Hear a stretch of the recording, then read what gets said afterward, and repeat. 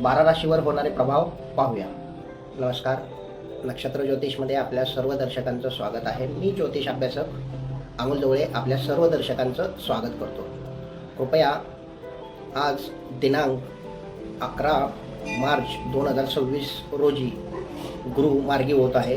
गुरु मार्गी होत असताना मिथुन राशीतून जात असताना आपण कोणत्या राशीला कशी फळे मिळणार आहेत ते पाहूया। मिथुन, वृश्चिक, मकर राशींना अशुभ फळे मिळतील, तर कर्क, तुळा, मीन राशींना शुभ फळे मिळतील।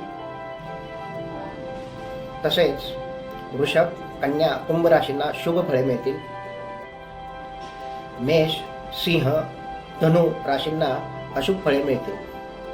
राशींना अशुभ फळे मिळणार आहेत त्यांनी गुरुग्रहाचे जप दान करावे। गुरुग्रहाचे उपाय माझे इंस्टाग्राम अकाउंट ॲस्ट्रो पुणेवाला मध्ये दिलेले आहेत, ते पाहावे व माझं यूट्यूब चॅनल व इंस्टाग्राम अकाउंट फॉलो आणि सबस्क्राईब करावे।